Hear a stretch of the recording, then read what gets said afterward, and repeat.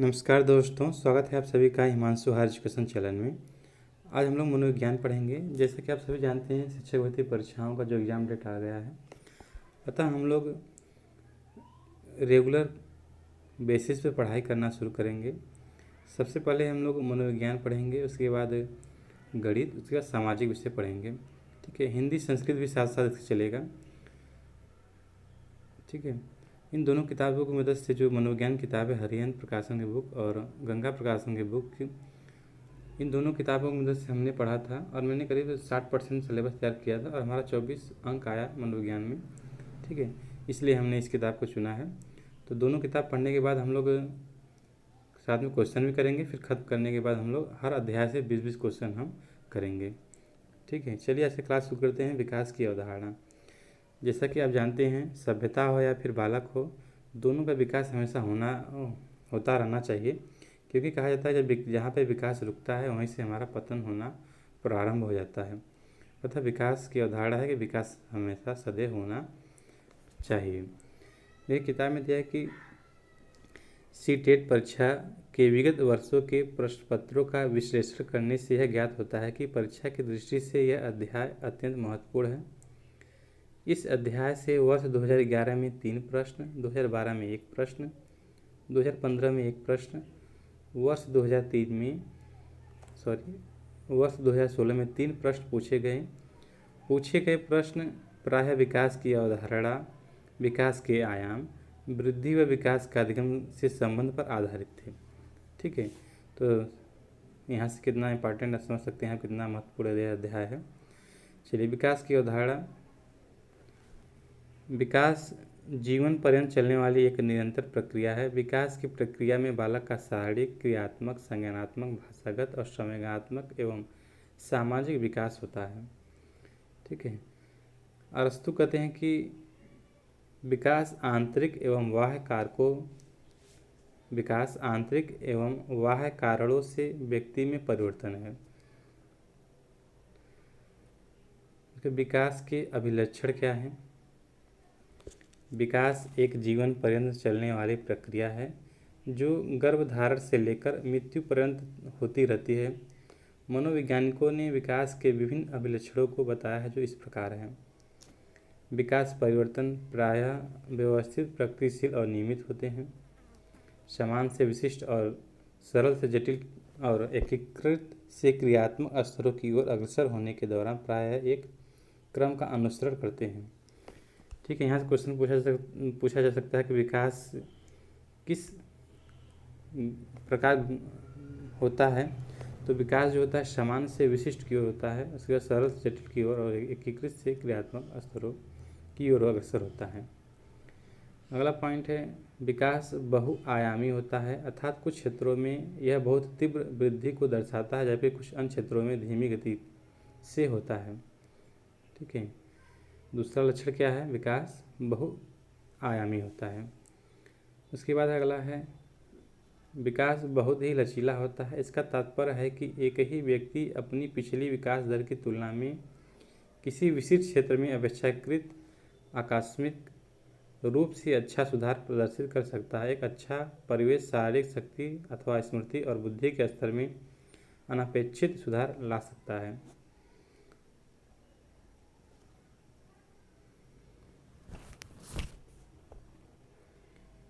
विकासात्मक परिवर्तन मात्रात्मक हो सकते हैं, जैसे आयु बढ़ने के साथ कद बढ़ना, अथवा गुणात्मक जैसे नैतिक मूल्यों का निर्माण। ठीक है, उसके बाद आगे है, किशोरावस्था के दौरान शरीर के साथ साथ संवेगात्मक, सामाजिक और संज्ञानात्मक क्रियात्मक में भी तेजी से परिवर्तन दिखाई देता है। ठीक है, किशोरावस्था में जो संवेग होते हैं वो तेजी से विकसित होता है, सामाजिकता भी आती है और बुद्धि का विकास भी होता है। अगला है, विकास प्रासंगिक हो सकता है। यह ऐतिहासिक, परिवेश और सामाजिक सांस्कृतिक घटकों से प्रभावित हो सकता है। आगे है, विकासात्मक परिवर्तनों की दर अथवा गति में उल्लेखनीय व्यक्तिगत अंतर हो सकते हैं। यह अंतर आनुवंशिक घटकों अथवा परिवेशी प्रभाव के कारण हो सकते हैं। कुछ बच्चे अपनी आयु की तुलना में अत्यधिक पूर्व चेतन जागरूक हो सकते हैं। जबकि कुछ बच्चों में विकास की गति बहुत धीमी होती है। उदाहरण स्वरूप, यद्यपि एक औसत बच्चा 3 शब्दों के वाक्य 3 वर्ष की आयु में बोलना शुरू कर देता है, परंतु कुछ ऐसे बच्चे भी हो सकते हैं जो 2 वर्ष होने से बहुत पहले ही ऐसी योग्यता प्राप्त कर लेते हैं। ठीक है, आगे चलते हैं विकास के आयाम। विकास के आयाम में शारीरिक विकास पहला है। ठीक है, उसके बाद है आपका मानसिक विकास है। आयाम मतलब इनके भाग क्या है। उसके बाद क्या है, सामयिक विकास है। उसके बाद क्रियात्मक विकास है, भाषाई विकास है, सामाजिक विकास है। ठीक है,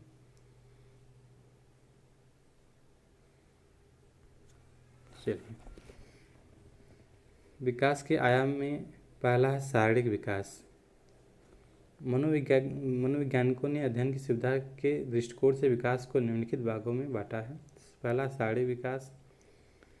शरीर के बाह्य परिवर्तन जैसे ऊंचाई, शारीरिक अनुपात में वृद्धि इत्यादि, जिन्हें स्पष्ट रूप से देखा जा सकता है, किंतु शरीर के आंतरिक अवयव परिवर्तन बाह्य रूप से दिखाई तो नहीं पड़ते, किंतु शरीर के भीतर इनका समुचित विकास होता रहता है।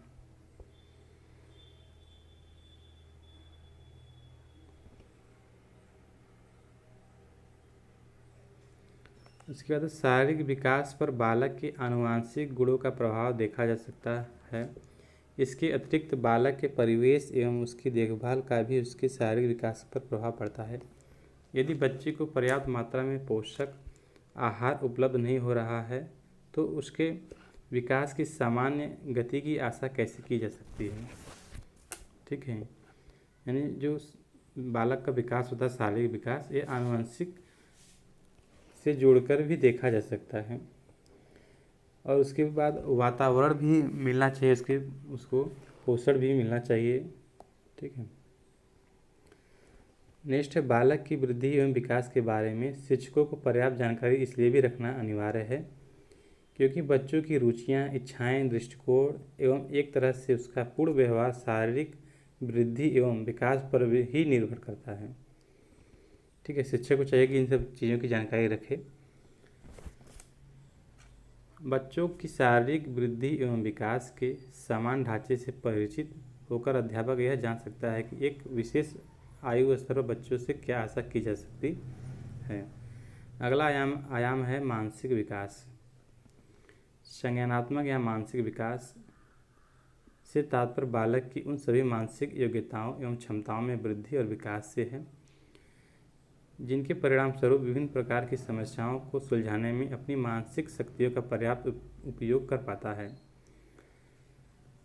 कल्पना, स्मरण करना, विचार करना, निरीक्षण करना, समस्या समाधान करना, निर्णय लेना इत्यादि की योग्यता संज्ञानात्मक विकास के फलस्वरूप ही विकसित होती हैं। ठीक है, आगे है जन्म के समय बालक में इस प्रकार की योग्यता का अभाव होता है। धीरे धीरे आयु बढ़ने के साथ उसमें मानसिक विकास की गति भी बढ़ती रहती है। संज्ञानात्मक विकास के बारे में शिक्षकों को पर्याप्त जानकारी इसलिए होनी चाहिए क्योंकि इसके अभाव में वह बालकों की इससे संबंधित समस्याओं का समाधान नहीं कर पाएगा। यदि कोई बालक मानसिक रूप से कमज़ोर है तो इसके क्या कारण हैं, यह जानना उसके उपचार के लिए आवश्यक है। आगे है विभिन्न अवस्थाओं और आयु स्तर पर बच्चों की मानसिक वृद्धि और विकास को ध्यान में रखते हुए उपयुक्त पाठ्य पुस्तकें तैयार करने में भी इससे सहायता मिल सकती है। ठीक है, उसके बाद सामयिक विकास। देखिए, संवेग पहले होता क्या है। संवेग, जिसे भाव भी कहा जाता है, का अर्थ होता है ऐसी अवस्था जो व्यक्ति के व्यवहार को प्रभावित करती है। संवेग, जिसे भाव भी कहा जाता है, का अर्थ होता है ऐसी अवस्था जो व्यक्ति के व्यवहार को प्रभावित करती है। संवेग में भय, क्रोध, घृणा, आश्चर्य, स्नेह, खुशी इत्यादि संवेग के उदाहरण हैं। बालक में आयु बढ़ने के साथ साथ इन संवेगों का विकास भी होता रहता है। Emotional development. ठीक है। डेवलपमेंट। उसके आगे है संवेगात्मक विकास मानव वृद्धि एवं विकास का एक महत्वपूर्ण पहलू है। बालक का संवेगात्मक व्यवहार उसकी शारीरिक वृद्धि एवं विकास को ही नहीं बल्कि बौद्धिक, सामाजिक एवं नैतिक विकास को भी प्रभावित करता है। बालक के संतुलित विकास में उसके संवेगात्मक विकास की अहम भूमिका होती है। बालक के संवेगात्मक विकास पर पारिवारिक वातावरण भी बहुत प्रभाव डालता है।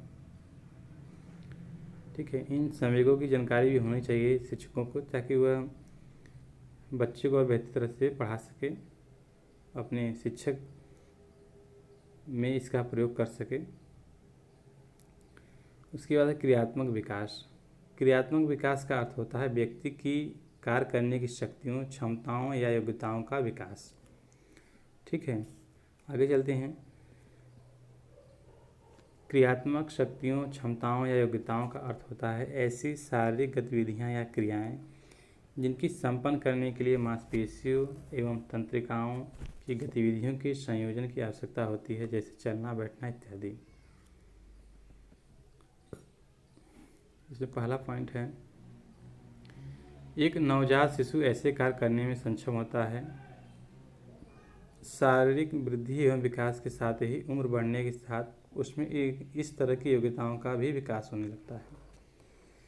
इसके कारण बालक को आत्मविश्वास अर्जित करने में भी सहायता मिलती है। पर्याप्त क्रियात्मक विकास के अभाव में बालक में विभिन्न प्रकार के कौशलों के विकास में बाधा पहुंचती है। क्रियात्मक विकास के स्वरूप एवं उसकी प्रक्रिया का ज्ञान होना शिक्षकों के लिए आवश्यक है। अगला है भाषाई विकास। भाषा का जो विकास होता है समाज में रह के होता है।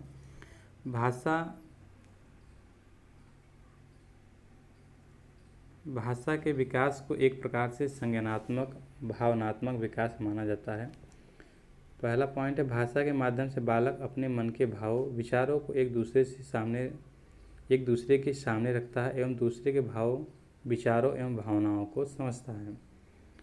ठीक है, तो बालक का जो भाषा विकास है उसका भी समय पर होना जरूरी है, नहीं तो बालक पिछड़ा रह जाता है, पीछे रह जाता है। भाषाई ज्ञान के अंतर्गत बोलकर विचारों को प्रकट करना, संकेत के माध्यम से अपनी बात रखना तथा लिखकर अपनी बातों को रखना इत्यादि को सम्मिलित किया जाता है। बालक 6 माह से 1 वर्ष के बीच कुछ शब्दों को समझने एवं बोलने लगता है। अगला पॉइंट है, 3 वर्ष की अवस्था में वह कुछ छोटे वाक्यों को बोलने लगता है। 15 से 16 वर्षों के बीच काफ़ी शब्दों की समझ विकसित हो जाती है। भाषाई विकास का क्रम एक क्रमिक विकास होता है, इसके माध्यम से कौशल में वृद्धि होती है। सामाजिक विकास। सामाजिक विकास का शाब्दिक अर्थ होता है समाज के अंतर्गत रहकर विभिन्न पहलुओं को सीखना, समाज के अंतर्गत ही चरित्र निर्माण, अच्छा व्यवहार, सद्गुण तथा जीवन से संबंधित व्यवहारिक शिक्षा इत्यादि का विकास होता है। ठीक है, बालक को समाज में रखकर शिक्षा देना चाहिए। उसके अंदर उससे क्या होता है, बालक के अंदर सामाजिकता आती है। ठीक है, और इस पे अध्ययन सबसे पहले बंडूरा महोदय ने किया था। ठीक है, उन्होंने सिद्धांत दिया था सामाजिक अधिगम का सिद्धांत। उनका कहना था बालक को समाज में रखकर ही शिक्षा देना चाहिए। पहला पॉइंट है, बालकों के विकास की प्रथम पाठशाला परिवार को माना गया है। तब पश्चात समाज को सामाजिक विकास के माध्यम से बालकों का जुड़ाव व्यापक हो जाता है।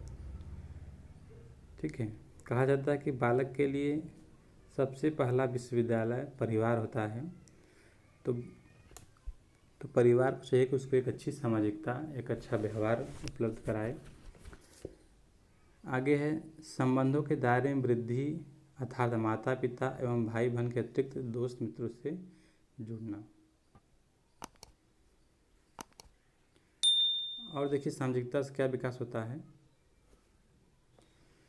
बालकों में सांस्कृतिक, धार्मिक तथा सामुदायिक विकास इत्यादि भावनाएं उत्पन्न होती है। बालक के मन में आत्मसम्मान, स्वाभिमान विचारधारा का जन्म समाज से ही होता है।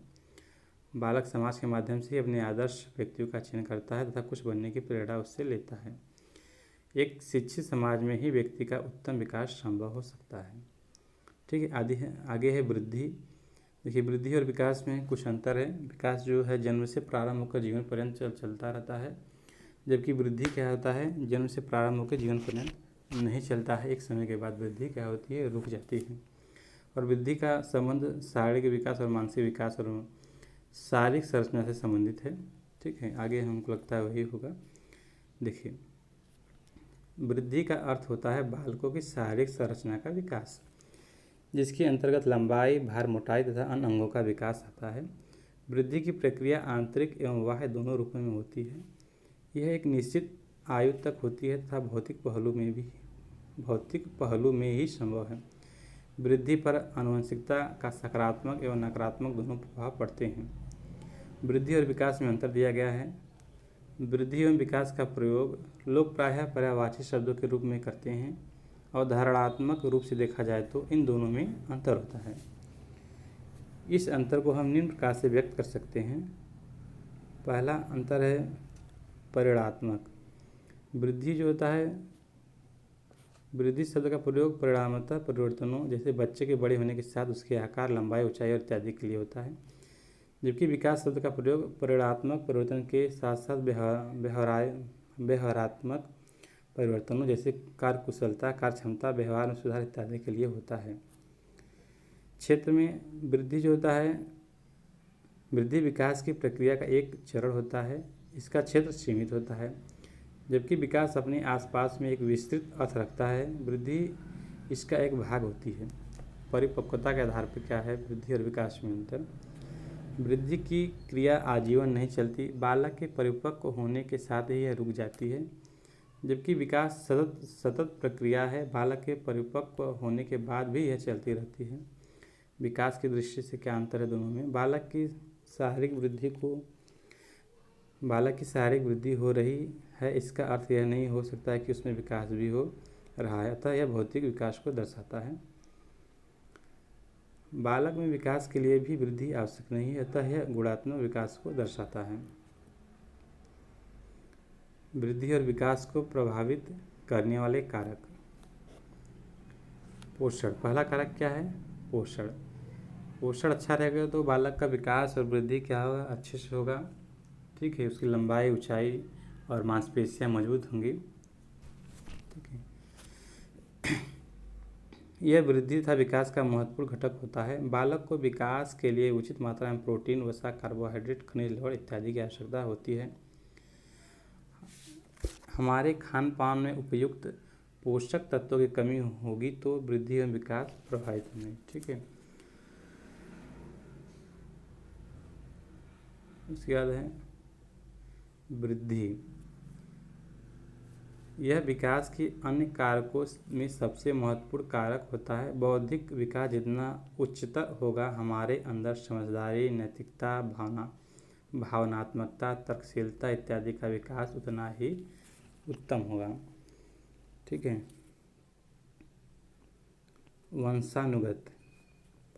वंशानुगत स्थिति शारीरिक एवं मानसिक विकास में महत्वपूर्ण भूमिका निभाती है। माता पिता के गुण एवं अवगुण का प्रभाव बच्चों पर स्पष्ट रूप से देखने को मिलता है। अगर माता पिता प्रतिभाशाली होंगे, द्विभाषी होंगे या फिर प्रतिभाशाली अगर माता पिता होंगे, बुद्धिमान होंगे, तो बच्चे भी अक्सर देखा जाता है क्या होते हैं, सकारात्मक और बुद्धिमान होते हैं। ठीक है, आगे है लिंग। लिंग भी आपको विकास और वृद्धि को प्रभावित करता है। अक्सर देखा जाता है बालक जो होते हैं बुद्धिमान होते हैं, जबकि बालिकाएं उतनी लड़कों की अपेक्षा उतनी बुद्धिमान नहीं होती।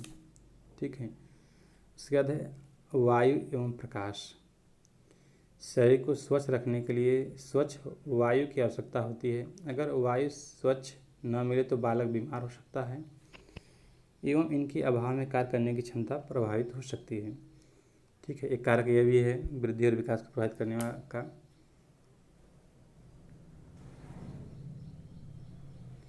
उसके बाद आगे है शारीरिक क्रिया। उसके बाद अंतःस्रावी ग्रंथियां हैं। अंतःस्रावी ग्रंथियों से निकलने वाला हार्मोन बालक एवं बालिकाओं के शारीरिक विकास को प्रभावित करता है। ठीक है,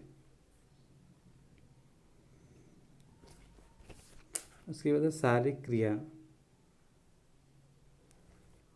जीवन को स्वच्छ रखने के लिए व्यायाम बहुत ज़रूरी है। यह मानव की आयु बढ़ाता है, यह व्यक्ति को सक्रिय बनाए रखता है। ठीक है, कहा जाता है स्वच्छ शरीर में ही स्वस्थ मस्तिष्क का विकास होता है। उसके बाद है वृद्धि की अवस्थाएं। क्या है? वृद्धि की अवस्थाएं।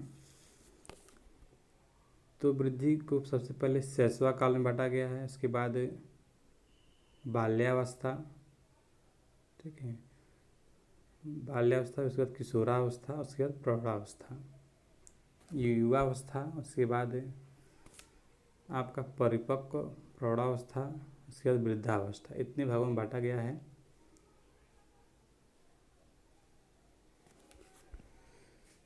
देखिए पूर्व बाल्यावस्था क्या होता है, कितने वर्ष तक होता है? सामान्यतः 2 से 6 वर्ष की अवस्था बालकों का बाहरी जुड़ाव होने से लगता है। बच्चों में नकल करने की प्रवृत्ति, अनुकरण एवं दोहराने की प्रवृत्ति पाई जाती है। किसमें? पूर्व बाल्यावस्था में।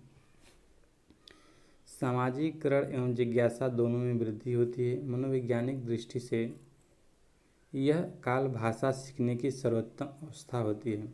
तो यहाँ से क्वेश्चन बन सकता है कि सामाजिकरण और जिज्ञासा कब सबसे अधिक होता है, या फिर भाषा सीखने का सर्वोत्तम अवस्था कौन सी है? तो हमारा क्या हो जाएगा? पूर्व बाल्यावस्था। ठीक है, अगर कोई बालक है उसको 5 साल तक अगर सुनाई नहीं दे रहा है, यानी सुनाई से नहीं दे रहा है 5 सालों तक, वह उसके 5 सालों के अंदर अगर उसका इलाज नहीं कराया गया,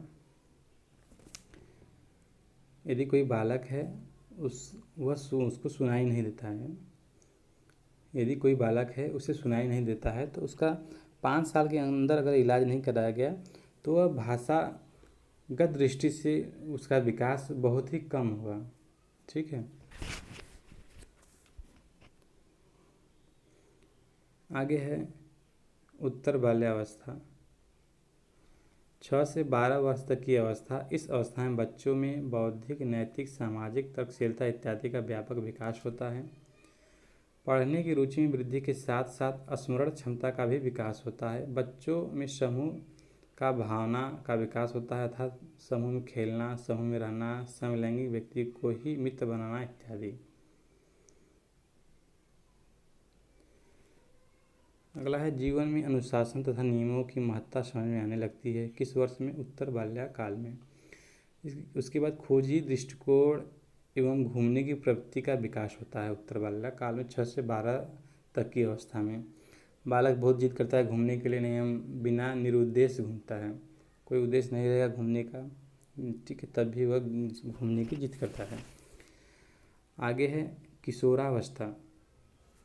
12 से 18 वर्ष के बीच की अवस्था अत्यंत जटिल अवस्था तथा साथ ही व्यक्ति की शारीरिक संरचना में परिवर्तन देखने को मिलता है। यह वह समय होता है जिसमें बालक बाल्यावस्था से परिपक्वता की ओर उन्मुख होता है। अगला है इस अवस्था में किशोरों की लंबाई एवं भार दोनों में वृद्धि होती है, साथ ही मांसपेशियों में भी वृद्धि होती है। 12 से 14 वर्ष की आयु के बीच लड़कों की अपेक्षा लड़कियों की लंबाई एवं मांसपेशियों में तेजी से वृद्धि होती है, एवं 14 से 18 वर्ष की आयु के बीच लड़कियों की अपेक्षा लड़कों की लंबाई एवं मांसपेशी तेजी से बढ़ती है। इसके आगे है इस अवस्था में किशोर दुश्चिंता, दुविधा एवं स्वयं से संबंधित सरोकार मतलब का भाव रखते हैं। मैं कौन हूँ, मैं क्या हूँ, मैं भी कुछ हूँ जैसी प्रबल भावनाओं का विकास इस अवस्था में होने लगता है। इस अवस्था में किशोर किशोरियों की वृद्धि का पूर्ण विकास हो जाता है। उनकी ध्यान केंद्रित करने की क्षमता बढ़ जाती है, स्मरण शक्ति बढ़ जाती है एवं उनमें स्थायित्व आने लगता है। इस अवस्था में मित्र बनाने की प्रवृत्ति तीव्र होती है एवं सामाजिक संबंधों में वृद्धि होती है। इस अवस्था में नशा या अपराध की ओर उन्मुख होने की अधिक संभावनाएं रहती हैं। तो क्वेश्चन पूछा जा सकता है कि किस अवस्था में मित्र बनाने की प्रवृत्ति सबसे अधिक होती है? तो हमारा आंसर क्या होगा? किशोरावस्था। आगे है किशोरावस्था के शारीरिक बदलाव का प्रभाव। किशोर जीवन के सामाजिक और मनोवैज्ञानिक पहलुओं पर पढ़ता है तथा इस अवस्था में उन्हें शिक्षकों, मित्रों एवं अभिभावकों के सही मार्गदर्शन एवं सलाह की आवश्यकता पड़ती है। ठीक है। युवा प्रौढ़ावस्था, सामान्यतः इसको 18 से 40 वर्ष तक माना जाता है। उसके बाद परिपक्व प्रौढ़ावस्था 40 से 65 वर्ष की अवस्था को कहा जाता है। उसके बाद वृद्धावस्था 65 से अधिक आयु वाले व्यक्ति को हम बोलते हैं वृद्ध पुरुष। ठीक है। जो कि यही सत्य है, एक दिन सबको वृद्ध होना है। आगे है अधिगम।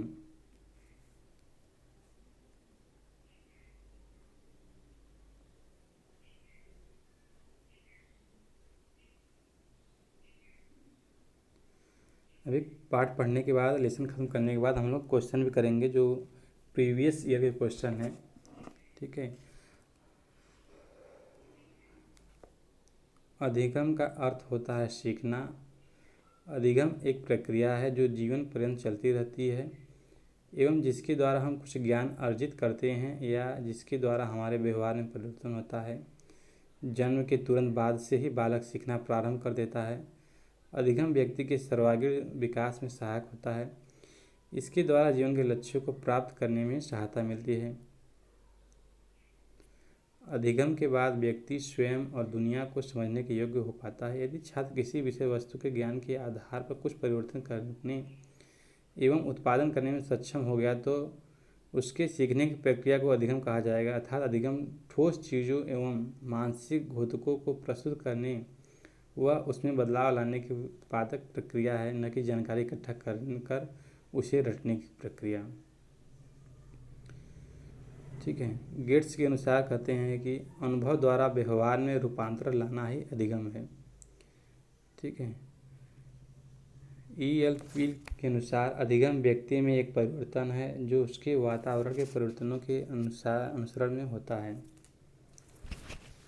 क्रो के अनुसार सीखना आदतों, ज्ञान एवं अभिवृत्तियों का अर्जन है। सीखना आदतों, ज्ञान एवं अभिवृत्तियों का अर्जन है।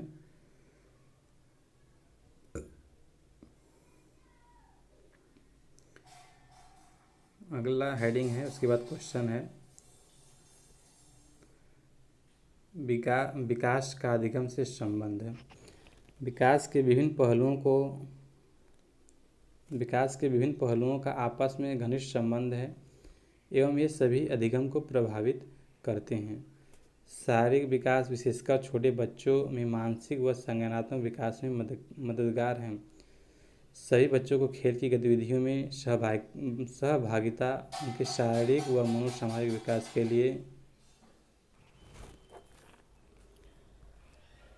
ठीक है। जो विकास और अधिगम होता है दोनों साथ साथ चलता है। उनका संबंध क्या है? घनिष्ठता का संबंध है। ठीक है। आगे हम क्वेश्चन करेंगे। सबसे पहले जो विगत वर्षों में पूछे गए प्रश्न हैं उसको करेंगे। ठीक है। समय बहुत अधिक हो गया है। देखिए, पहला क्वेश्चन है कि निम्नलिखित में से किस कथन को सीखने के लक्षण के रूप में नहीं माना जा सकता? पहला ऑप्शन है सीखना कुछ ऐसी चीज़ है जो कुछ अनुभवों के परिणाम स्वरूप घटित होती है। दूसरा, व्यवहार का अध्ययन सीखना है। अधिगम भी सीखने का ही एक हिस्सा है।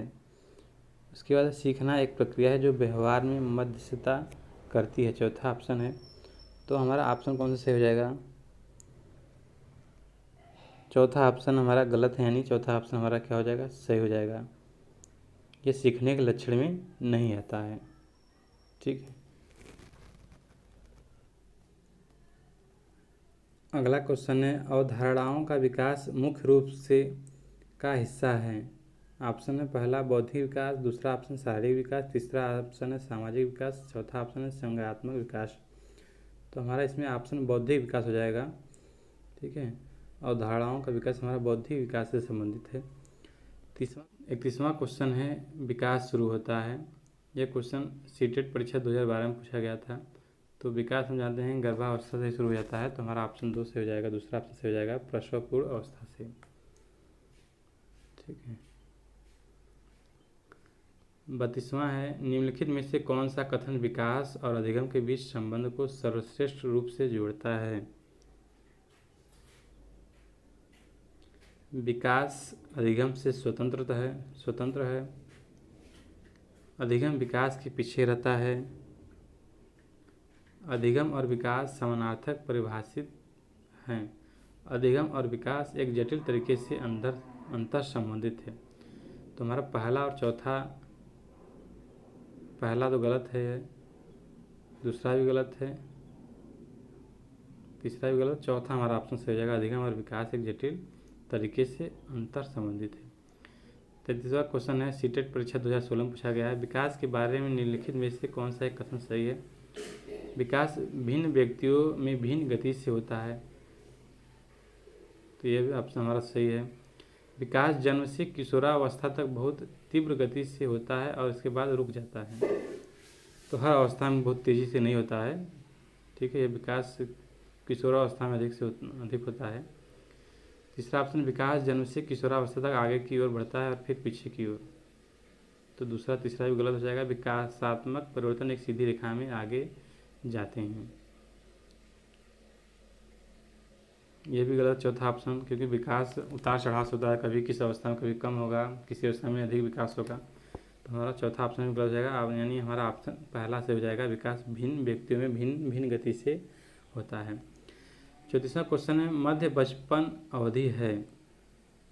पहला ऑप्शन 2 से 6 वर्ष, दूसरा ऑप्शन 6 से 11 वर्ष, तीसरा ऑप्शन 10 वर्ष के बाद, चौथा ऑप्शन जन्म से 2 वर्ष पूर्व है। तो हमारा ऑप्शन दूसरा हो जाएगा 6 से 11 वर्ष, ये मध्य बचपन की अवस्था कही जाती है। 35वां क्वेश्चन है, विकास के सिद्धांत के बारे में निम्नलिखित में से कौन सा कथन गलत है? ऑप्शन पहला, विकास वंशानुगतता और वातावरण के बीच सतत अन्योन्य क्रिया से होता है। दूसरा ऑप्शन है, विकास परिपक्वन और अधिगम पर आधारित होता है। तीसरा ऑप्शन है, प्रत्येक बच्चा विकास के चरणों से गुजरता है, फिर भी बच्चों के वैयक्तिक भिन्नताएं बहुत होती हैं। उसके बाद है चौथा ऑप्शन है, विकास एक परिणात्मक प्रक्रिया है जिसका ठीक मापन हो सकता है। तो हमारा ऑप्शन क्या हो जाएगा? चौथा ऑप्शन से हो जाएगा, विकास एक परिणात्मक प्रक्रिया है जिसका ठीक मापन हो सकता है। ठीक है, यहाँ पे देखिए उत्तरमाला है, यहाँ पे मिला लीजिएगा, क्वेश्चन आपको दिखा दे रहे हैं। इसके जो बाकी क्वेश्चन है देखिए, यहाँ से है शुरू से, पहला क्वेश्चन यहाँ से है, दूसरा क्वेश्चन, तीसरा क्वेश्चन, चौथा क्वेश्चन, पांचवा क्वेश्चन। ठीक है, करिएगा अपने से। छठा क्वेश्चन है, सातवां क्वेश्चन है, आठवां क्वेश्चन है, नौवां क्वेश्चन है।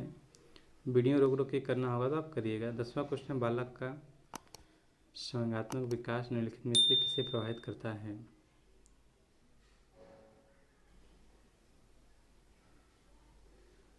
तो आपका तीनों ऑप्शन से हो जाएगा 10वें में, आप मतलब यानी उपयुक्त सभी, चौथा ऑप्शन से हो जाएगा। 11वां क्वेश्चन, 12वां क्वेश्चन है, 13वां क्वेश्चन, 14वां क्वेश्चन, 15वां, 16वां, 17वां। ठीक है, उसके बाद 18वां ऊपर है, यहाँ पे कीप डाउन।